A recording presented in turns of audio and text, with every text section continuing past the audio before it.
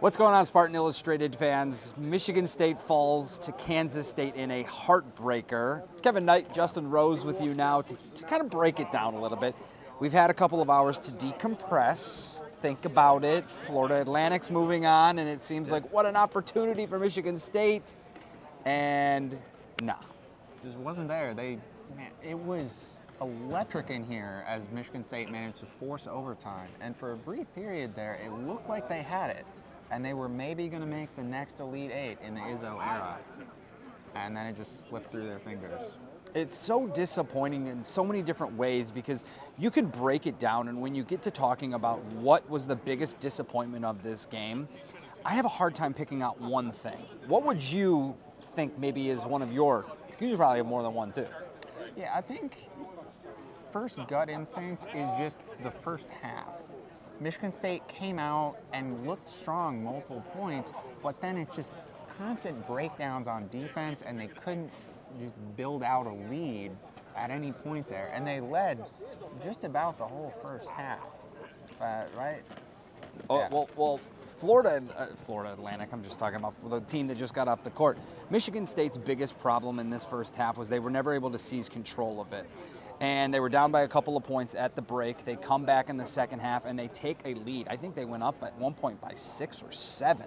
But there was no sustainability to that. And you got to credit Kansas State. Look, I was in the locker room afterwards with Kansas State. Those guys have that special team feeling to it. And you know what I'm talking about. This Michigan State team didn't have it. Let's be frank, right? We're not saying anything out of turn. This Michigan State team wasn't built to be a top contender for a Final Four this year. They made a kind of a surprise run, upsetting Marquette to get to this point. You're playing with house money at that point, and you look at it now and you go, yeah, you could have gone to the Final Four. You could have at least gone to the Elite Eight, but it didn't have that special aura to them that kind of lacked all season long. And that last play where they didn't even get a shot off to tie the game, kind of maybe microcosm of the entire season.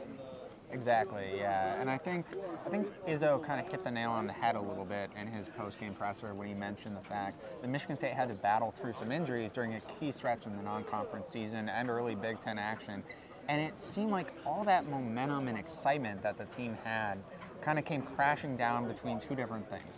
One, the crazy schedule where they come back from Portland and lost at Notre Dame, and just a dominating performance by the Fighting Irish that was uncharacteristic of them all season. And then the injury problems coming out of that, and they never came out from that, from the success that we saw in Portland and the excitement that we had when they played Gonzaga on the USS Lincoln. Yeah, no, and then you get into Big Ten play, and of course we all know what a juggernaut that was, barely getting over 500, but the whole conference was barely over 500, sans Purdue. When I look at this game, though, you have to obviously tip your cap, obviously, to Marquis Lowell. Set an NCAA tournament record for the most assists in a single game with 19. He was electric, and as far as, we kind of knew he was electric, but seeing it firsthand was really special. Yeah. Oh, yeah. I mean, he could not miss on some crazy shots tonight. And on top of that, too, his connection with Keontae Johnson was frustrating as a Spartan fan to see. But as a college basketball fan, there's a little bit of icing on the cake, I guess, if you want to look at it glass half full, seeing what he battled back from and had success. You just wish it was in a different region and wouldn't have been against Michigan State tonight. Yeah, no, and it was hard to bottle him up. They tried to obviously keep him from scoring all the time, but that opened up so many free dunks, so many free layups. Izzo talked about that in the post, season scrum, if you will, outside the locker room, and he said basically it was the turnovers for touchdowns that killed us. It was the cutting baskets, because we shot well. For the first time in Madison Square Garden history, Michigan State shot the three ball pretty well. Overall, they shot pretty well. They shot 50%. From the floor, and lost the game. And it's like, how does that happen? And then you kind of start realizing that they just didn't have kind of that whole package. But look, I look at this season as a nice. Can you even talk about building steps in Tom Izzo's career anymore, even in year 28? Does that even still exist? That's the interesting thing to me. But I look at this like, look, they got to the Sweet 16. We know we don't celebrate Sweet 16s like the way that we celebrate Final Fours, as you shouldn't. But at the same time, nice run to the end of the season with a team that kind of never really had it all together. Let's see what they do in the offseason and who comes back. So, Exactly. Any final thoughts from you? I mean, I just reiterate that. I mean, it's yet another Sweet 16 run that feels disappointing with the ending, but you got to look back and just realize how blessed it is. It was the